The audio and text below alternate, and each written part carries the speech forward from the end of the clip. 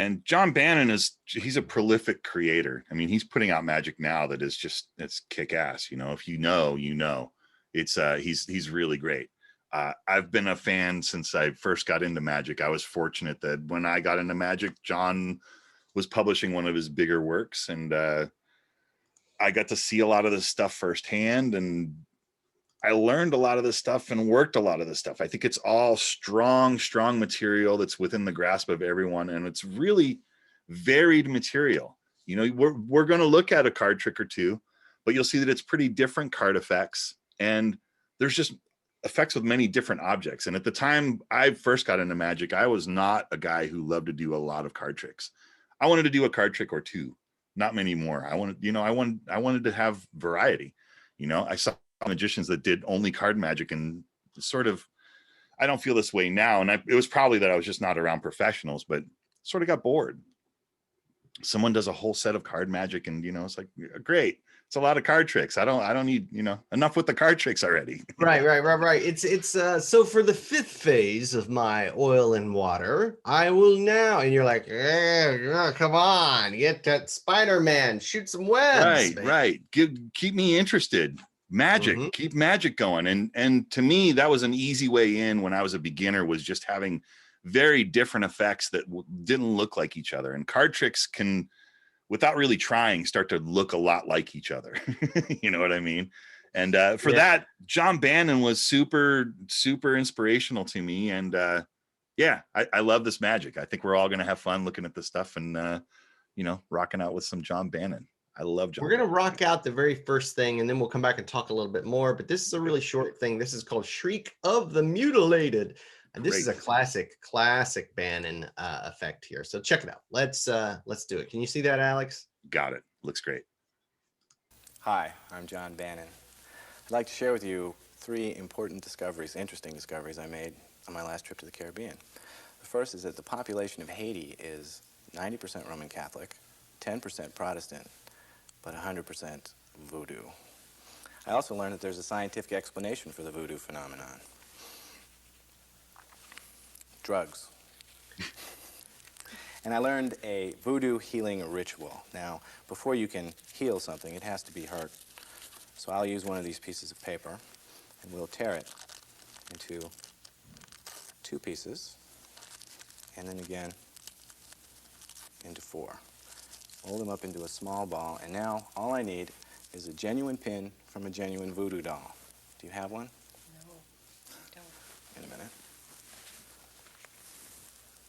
You know, I thought that pain in the neck was Mike Maxwell. Anyway, we'll impale the pieces on the end of the pin, like that. Apply a little heat, and mutter the ancient voodoo calypso chant. Deo, odi Deo.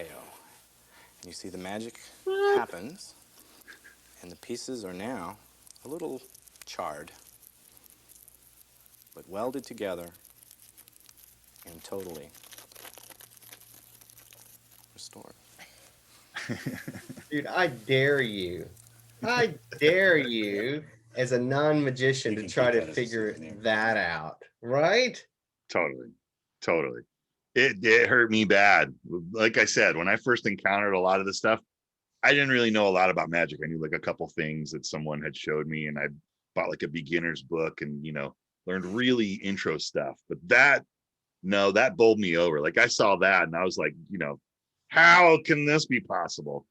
And well, the thing about John Bannon is that a lot of times his methods are just as clever and just as fun as the trick themselves. And it's one of the reasons his stuff is so great to perform. You feel good about performing because it's clever and it feels good and satisfying. This is clean. I mean, look at this, right? So the like procedural wise, you and I, we both know sometimes torn and restored effects, and everybody watching this knows that sometimes torn and restored effects can have those moments where you're like, he did the thing. But watch, like procedural, watch this. Roll them up into a small ball, and now that's it. The work's over. We'll tear it. Like, watch how clean this is, right? 2 pieces. It's beautiful, clean. And then again, there's nothing to see. Into 4. Right. And now it's over. And now all I need is a genuine pin from a genuine voodoo doll. Do you have one? Which is what I look. really love about that, right? Yeah, and That for those that are interested that really want to learn it, it is in the back room, along with I teach this, and I also teach the Leipzig cigarette tear, the cigarette paper tear, which is a little bit more involved than this. This one is very satisfying though. If you learn this thing, you'll be doing it. If you have the stuff to do it, you'll be doing it within an hour, and you'll be very satisfied. You'll be fooling people immediately with it because it's easy to do once you understand the simple choreography. It's a great trick. I can't say enough things about it. There was a long time that I always had a voodoo doll pin in my bag. I'll say that. You don't happen to know which show this is in, do you? I don't know, but I know that there are folks that are hawks about this, and they have a hawk eye and they can find these things. Put it into the chat if you find if anyone can find it in the back room, because it's in there. I think it was a twofer. It was probably like a finer points, like one of the big shows we did where I did a couple things on the cigarette papers, because it's a classic trick. And for those that are interested, there's another really great one that David Copperfield did on television, and it was Martin Lewis's version of it. I'm sure that we talked about it in Martin Lewis's Afternoon Astonishments, and I'm sure that's available in the store. But it's called Undivided, and it's really, I think, as beautiful as this thing, but in its own way. For those that are aficionados of the torn and restored effect, especially with this medium, with using these papers like this. But I became Scott Alexander. Right. Again, go look in the back room. Check out Scott Alexander's version of this trick. Really wonderful. Robert is totally right. It's really a great version of this trick. And I seem to have that habit where if I fall in love with the trick, I want to see every method. Compare, contrast, what's good, what's bad. And sometimes new ideas occur to you on how to combine things. But usually, more often than not, you just find the beautiful routine that speaks to you, and that's going to be something that you can have your own pacing applied to it so that you can find your way into performing the effect. And that's, I think, what's most important. But yeah, there's plenty of options in the back room on how to learn this effect. So if anyone sees it, if anyone's looking in the back room and you stumble upon it, throw it in there. Otherwise, throw it in the Facebook group, and we'll find our way to it. Let's twist again. Lou. Nice. That sounds right to me. Let's twist again is what it's called. Let's twist again. Okay. All right. Nice work. Good. Yeah. Nice work. Good work. Sometimes those titles get a little bit too clever for their own good. Yeah, no kidding, right? There it is. Let's twist again. Torn and restored cigarette paper. That's the one. Okay, good. Well, that wasn't that hard to find. So this is a Leipzig's trick, huh? Yeah, and this other one, this John Bannon one, I'm pretty sure is part of the whole discussion there. I definitely remember going over it because it's easier and satisfying, right? So there it is. But the Leipzig one, check out the Leipzig one. I think I cracked it on that one. It's pretty great.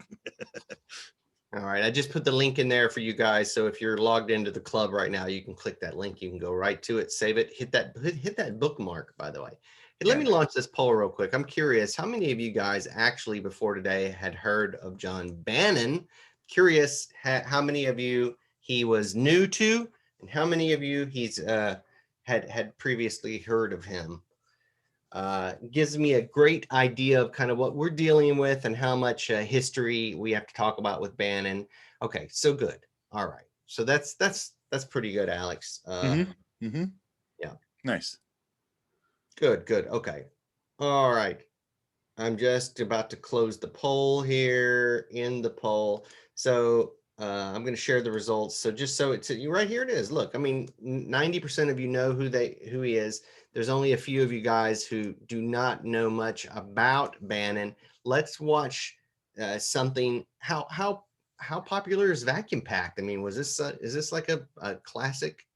I felt like it was, but I was a super fan of this material, like I said, because I first got into it. It was like I found a gold mine. Like, I had all this material, and the folks that I was hanging out with, we all sort of worked on some of these things together. Like this next one, we all got the props and worked out doing this together because we knew that the reality is that we're never in the same place doing the same tricks. It's okay for all of us to be doing the same trick. And this was Right. one of them we played with. This is great. This is outstanding magic. Okay. I don't think I've ever seen this. Let me see. Oh, good. I You're need gonna to borrow love a it. quarter. Does anyone have a quarter? I do. Okay, just hold on to it. Okay. Real tight. Keep it nice and warm. Janice, what do you see in this bottle? 2 aspirin and a matchstick. Oh, the aspirin are for you. This trick is so mind-boggling that when it's over, you just might need them. The match, it's burnt out, isn't it? I know. It was lit when I put it in the bottle. It's burned all the oxygen out of the bottle, creating a vacuum of incredible intensity. That's right, this trick sucks. You have the quarter? Can I see it? Okay, It's warm. nice and warm, nice and hot. Okay, that's good. Watch carefully, you're not going to believe this. Oh my gosh. See, now the quarter is inside the bottle. Now, there's the aspirin and the match. Now we've got a problem here. I suppose I could let you keep the bottle, or you could let me keep the quarter. Or we put the quarter in by magic. We'll take it out by magic. We get a hold of it with the tweezers. Now tell everybody that it is in the bottle. It is in the bottle. Now it's out. There's the bottle. And there's your quarter. That's a real mystery. Whoa. Whoa. Great, huh? It's just great. Was he tipping the gaff, Elliot? I didn't feel like he. Well, I mean, I know Where's he he could- tipping the gap?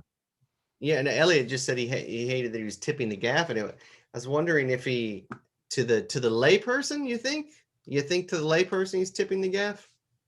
I don't think I Maybe. understand. The effect was that the thing went in. When he pulled it out, he gave it a twist. I don't see how he was exposing anything. I don't think I understand Maybe. Elliot's point. You know, I can say on behalf of Elliot, I would say maybe the folding quarter has become ubiquitous in this day and age, right? So maybe your Well, average. he does pull it. He does have to pull it out, and you can't just pull that gaff out, huh? Oh, I see. Elliot's saying that he gets it out without any special magic or effort. So It looks pretty magical to me when it comes out, and I'll tell you this from performing it, that's a moment. You grab the coin and you go, watch, I'll just pull it right out, because they can see it can't fit through the neck, and you just, when you pull it out, it's a moment. Everyone goes, and then you hand out the coin and it's over. So yeah, interesting. So I love that. I love that. To me, I wasn't expect. What is it, like a nail polish bottle? Like, what kind of bottle is that? it's a makeup bottle. Oh. And it was weird because at the time that the trick came out, the makeup company, they applied a sticker to that bottle. So you could get a clean bottle with nothing on it, but now it's like embossed, like they etch the bottle and they emboss the label on there. And like, you can't get rid of the label of the makeup stuff. I have a handful of them because I got them, in the 90s when I was into the trick. And of course you get backups, right? But so yeah, you have to probably like sandblast that label off to get that perfect bottle. But there's probably something like it out there now. I definitely have found like bottle distributors that have like every kind of bottle you can imagine, like but in a generic form. There's probably something out there that matches this bottle. You would just have to shop and be a little bit discerning with props in hand, sort of figuring out how to make it work. But I'm sure you could duplicate this thing. Yeah, exactly. Any of the crafting stores, if you go to one of those places, that's probably a good place to start. But after that, go on the internet, right? You can probably find a bottle that's close to that. Or, and he tells you what it is in the book. So you can look it up and you can basically get, the dimensions right, or go buy that bottle and measure it and get the dimensions so you can shop and find it. I love that everybody's chatting with us, but you guys have to know that no one can see your chats if you only select to chat with panelists, right? So change your chat to chat with panelists and attendees. That way everybody can see your chats, because right now I'm seeing everybody's chats and I bet no one's seeing all these. And it's a great conversation. I'm loving it. I love that trick. I thought it was great, man. I think it's pretty wonderful too. Like I said, I carried that little bottle around for a while. I had a lot of fun with that thing. It's and because it got the reactions, right? Like at that point when I was doing magic, like I had enough tricks that I was starting to weed tricks out if they weren't as strong as the other ones. And then, leads to a whole new problem, right? Your material just isn't as good as you thought. All right. So Find which better tricks. is this from the Magic of John Bannon? Which book is this this material? This one is either in Impossibilia or Smoke and Mirrors, one of those two books. Yeah, so he had so Bannon's two most famous books are the two that Alex just mentioned, Impossibilia and Smoke and Mirrors. He's also got his very first book, which was Mirage, came out in like I believe in the mid '80s at some point. That's right. That's a fun one to read. A lot of card magic though. A lot of card magic in that. Yeah.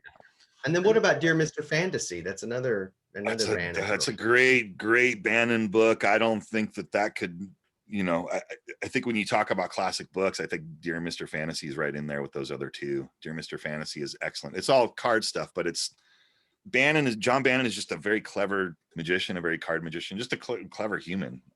Like I said, I'm a fan, and I think that he elevates these plots when he touches them. Like this was just coin in the bottle. The other one was just the torn and restored cigarette paper.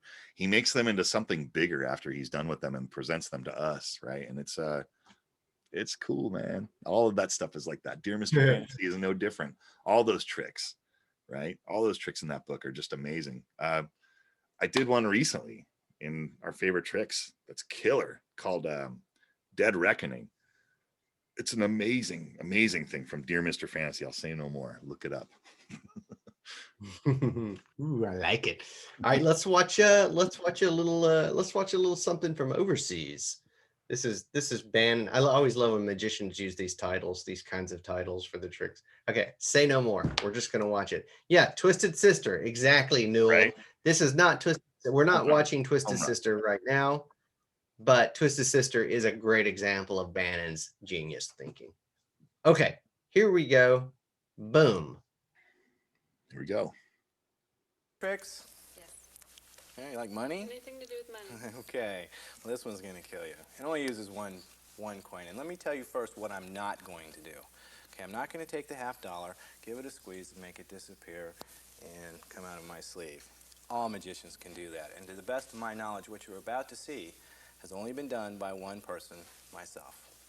What I'm going to do is take this $50, make it change places with a $50 in Pittsburgh. Watch. Yeah. The date even changed. Date I'm even changed. impressed. How did you like it? I like it. Okay, well, I'll tell you what. I'll go further than that. What I'll do is I'll make a coin from Pittsburgh change places with a coin from London. Like that. You see, now that's an English penny. Oh, Oh. See? yeah. Oh, now he's good, but I'm out 49 cents. Now most magicians would stop right there, but I'm going to go further than that. I'm going to get my coin back from London, like that. Now I have two coins, a $50, right, and an English penny, and I'm going to make these two coins change places right before your very eyes. Watch, just a little wave is all it takes. Now, do you remember which one was on top? With your hand up, it'd be the penny. It doesn't matter. The $50 and English penny change places with two coins from China. You see, these are Chinese coins. And that's the... Those are nice. Oh, I almost would need to watch that again. It's a good classic coin trick, man. Again, another one that I wouldn't leave home without. I had this one in my pocket all the time because it's on the sleight of hand scale. It's pretty easy stuff, pretty low tech, and the effect is over the moon. I mean, the point when I was learning this stuff, to do an effect like that, I would need like a custom machined gaff that would make that sort of thing happen. That was the only way an effect like that was going to happen in my hands until I found this method. You know what I mean? Like being able to change a solid coin into a coin with a hole in it. Like, how do you do that? You know what I mean? Is that one in Impossibility or this one's an Impossibilia? Yeah, okay. Totally. Yep. Yeah, like very simple. I think that actual first phase too, where he has that and it's in that classic palm, right there, but his palm is up and he's like, I'm gonna have it change places, and then I'm gonna have it change places with a coin in the UK. Like, that's a pretty cool moment, and not a way I have ever used that gaff. I don't use the gaff that overt, right? Like Yeah. I think that's pretty To creative. me, it was the only way I could do it because I wanted to do like the things we talk about when you're talking about that. Like I wanted to do Spellbound. I wanted to do all those effects, but my coin magic was not good enough to support those kind of effects yet. You know, I still needed a few more years of work. And Bannon had this lower tech way for me to get into performing some of the effects that the really great coin guys that I knew were doing, you know, and make me feel like I could at least be part of the conversation, right? Right.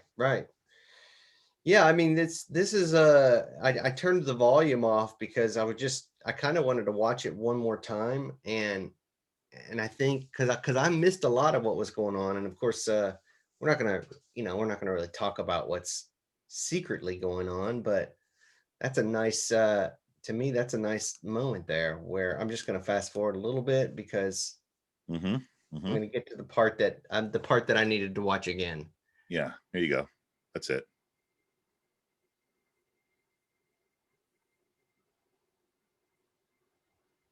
So I think that's beautiful. What That's a great. great That's fooling magic. That's great magic. right there. Okay.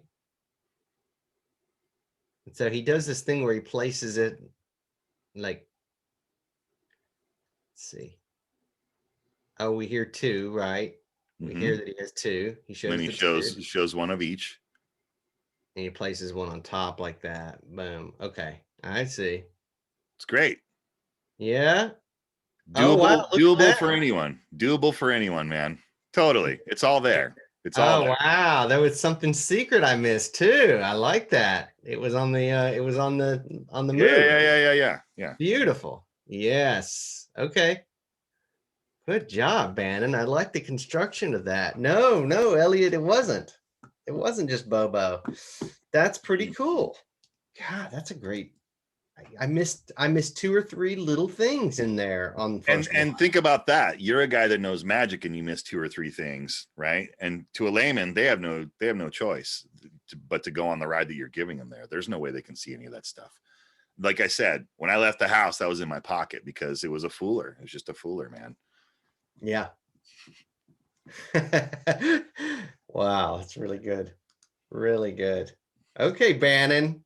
If you're watching this, we like your magic. John Okay. knows I love him. He's the man. I think he's one of the great magicians, man. Let's watch another one, you guys. This one is called Shock Treatment. Oh yeah. These are all short too. I love this. Yeah. Before we start, I'm going to remove Right to the one heart of the card from the matter. deck, a card whose value is known only to me, thus rendering it a card of mystery. I'll put it in my pocket for now. And Janice, I'd like you to just select a card. Take your pick. That's good. Show it to everybody else but me. Okay? Okay? All right, great.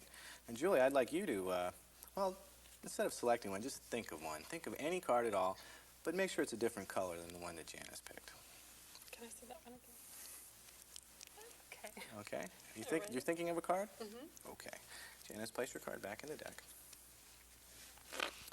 Now, no one could possibly know what card you're thinking of. No.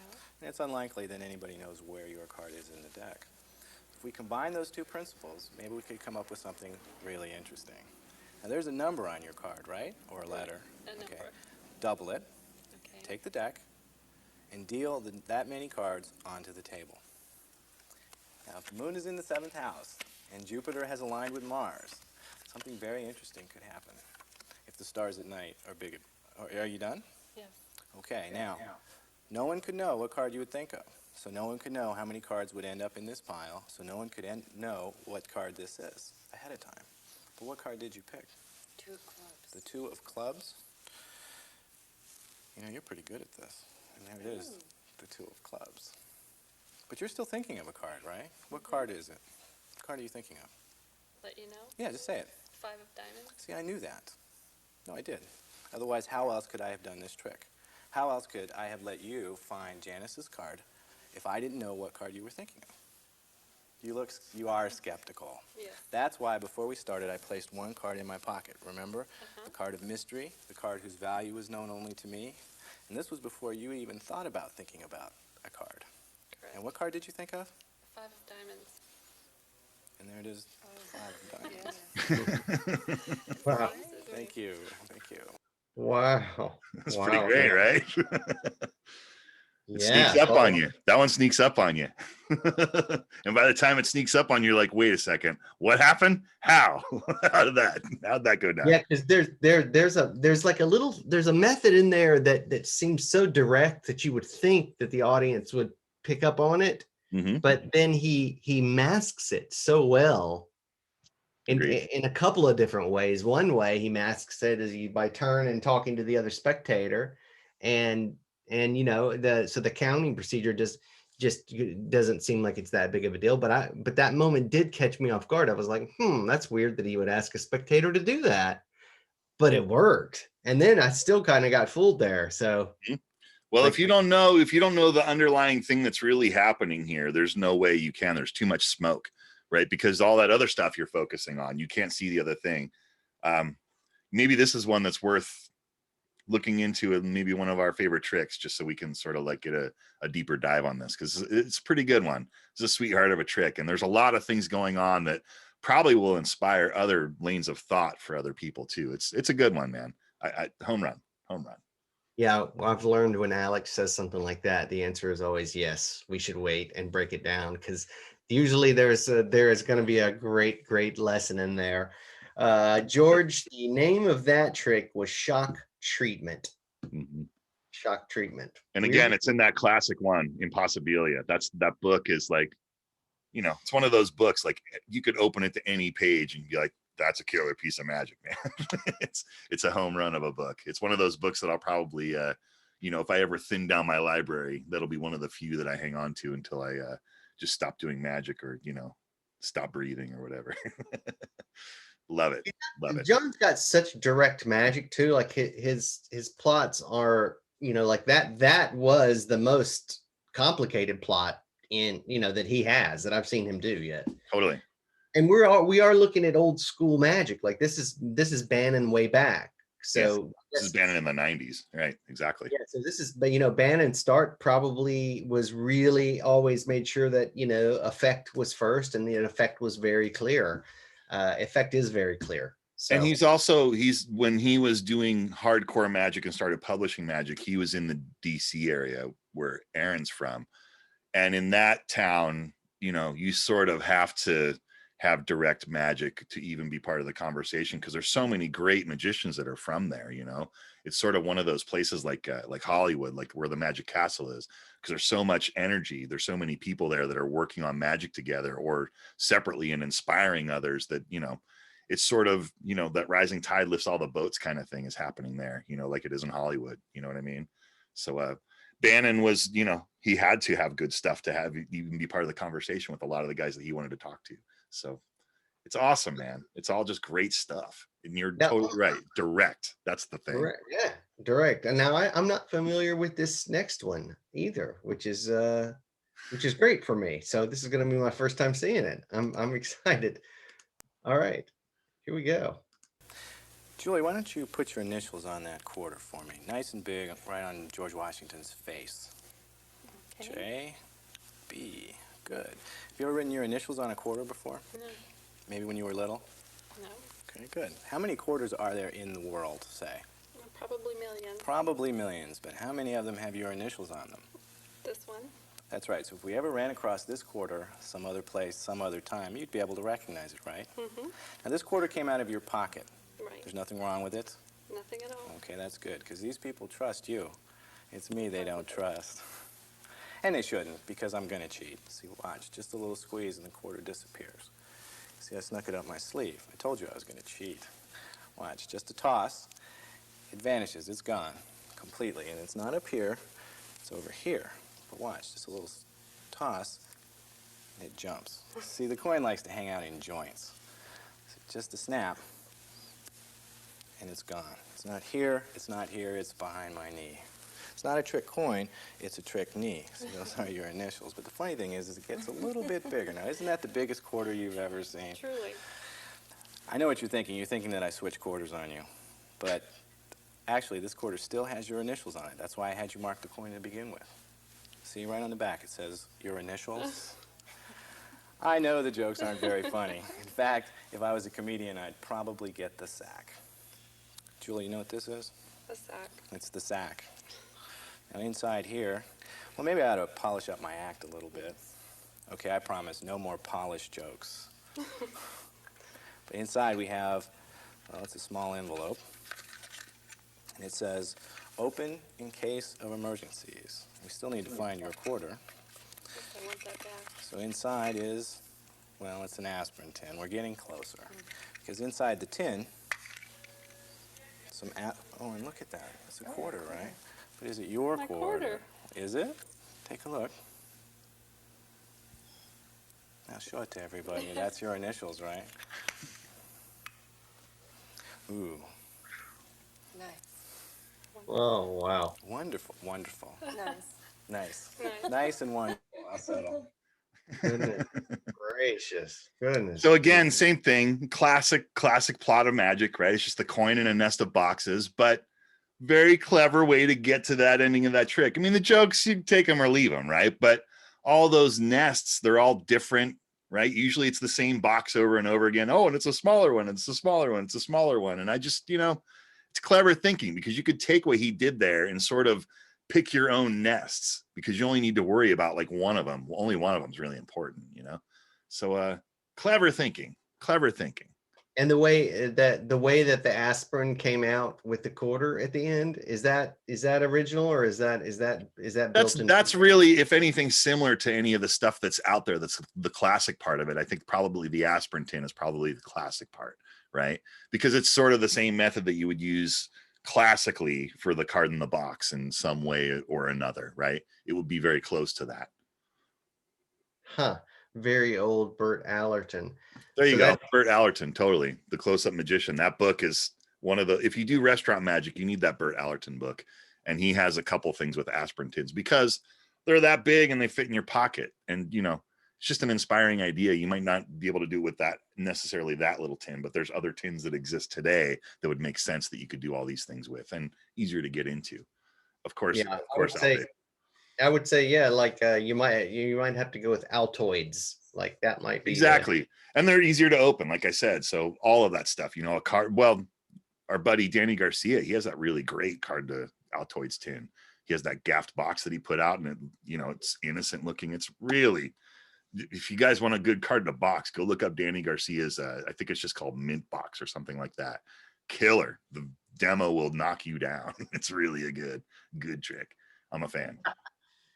I'm gonna watch that next. I mean, not right now. Yeah. I hear you. It's worth it. Totally worth your time.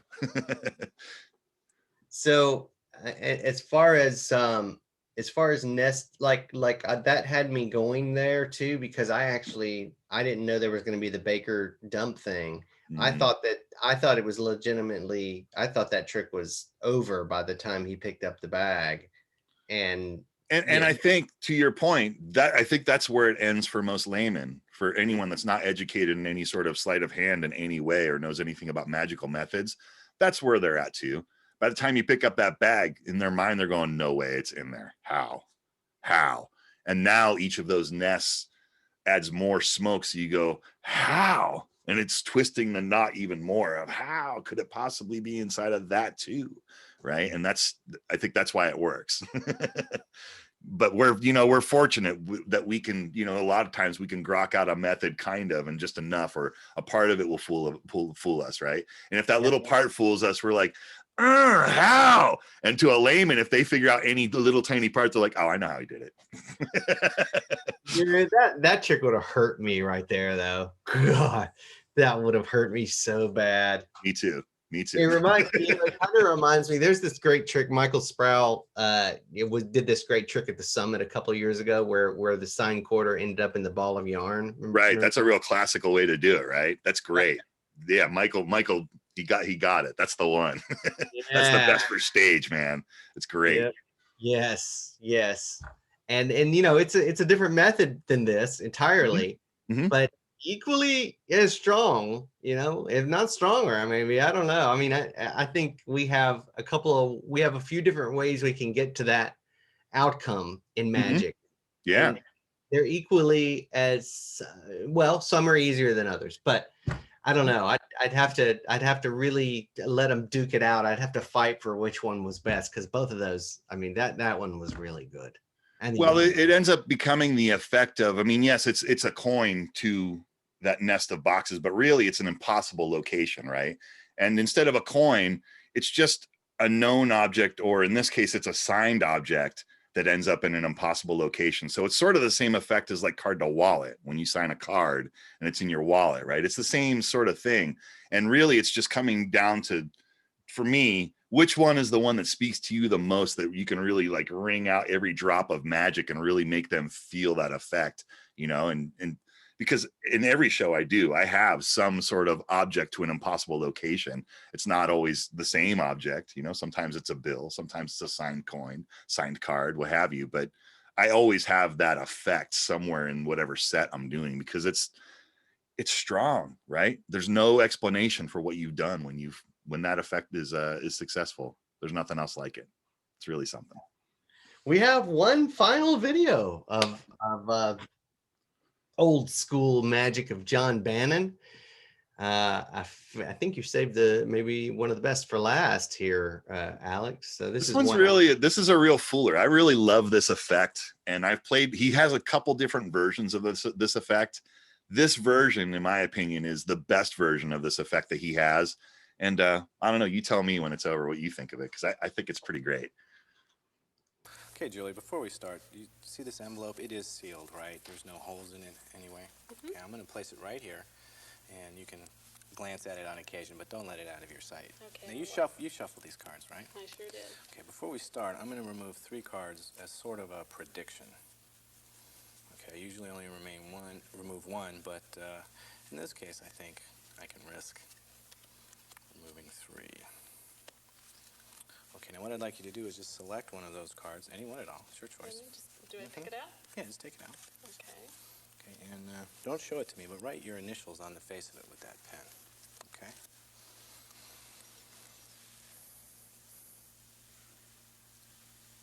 All right? Okay. Okay. Now, can I have the pen back? That's how I got it. Thank you. Okay. And place your card back in the deck. Now, you can forget what it is because it has your initials on it, right? Okay. But no, it works better if you do remember. All right, now, do you believe in coincidence? Yes, I do. So do I. Isn't that a coincidence? Do you believe in ESP? On occasions. I knew you were going to say that. How about intuition? How do you feel about intuition? I feel strongly. I had a feeling that you would feel like that. As a matter of fact, I had a feeling that your intuition level was so high. That's why I asked you to participate with me in this trick. Seriously, I'm going to run you through a series of tests, 3 tests, to see whether your intuition is really as high as I thought it was going to be. Okay, I'm going to think of a number between 1 and 10. Got it. What number do you think I'm thinking of? 8. Right.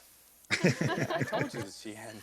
All right, we'll try something else. It's a little bit different. What I want you to do is take the deck of cards, give it a cut, and place that half on top sideways. Think you can do that? Okay.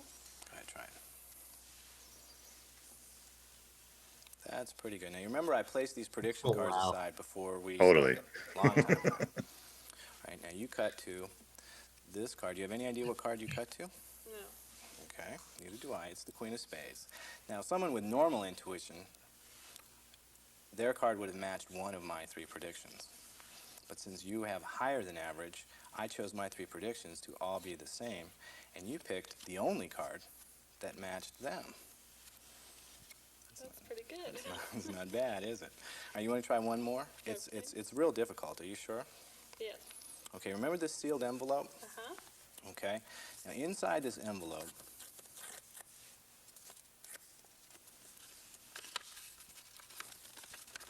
is a playing card. Now, I placed that card in there so long ago, even I don't remember what it is. Nobody knows the identity of that playing card. Okay. But, Julie, what I'd like you to do is to use your intuition and combine it with that of the queens and tell me what card your intuition tells you that card is. Now, before you do, remember a couple things. This envelope was on the table before we even started. Secondly, this is a card trick, and I am a magician. Right? And lastly, remember you selected a card, you wrote your initials on it? Uh-huh. Okay. Keeping that in mind, what card do you think that card is? I don't know. What card did you select? I wrote my name on it. Right. She You did don't tell really him. He did remember. tell her she could We'll forget turn it. it over and see if your initials are on there. Those are your initials. It's a good So one, you man. failed that test, but you did fine. Wow. Wow, Alex. Elliot, it's not Brother Hammond's sign card. This is an elevation. I think, again, this is why Bannon is so great, because he takes a plot like the sign card and elevates it to something more. I think this is a little bit more than that trick. I think this is really something, you know. Bannon can really ring out every drop, like we were saying before. He can really like distill it down so he can make it as direct as possible. And I think that's as direct as that sort of plot can get without palming a card. You know what I mean? And that's one of the great things about that trick is everything was there. Everything was on the table. There was nothing secret happening. That's not a really super easy trick to do, because you have to know a few sleights. You have to know how to do a couple of things. It's not self-working, obviously. But wow, I mean, in terms of me, like if you would have told me the method, I would have said to you, no, you can't get away with that with the spectator staring straight down at the cards. Totally. But he did. Yeah. And it flew right by her, and it flew right by me. I mean, I saw it, but it flew right by me when it was happening. That's right. It disappears. Strong construction, man.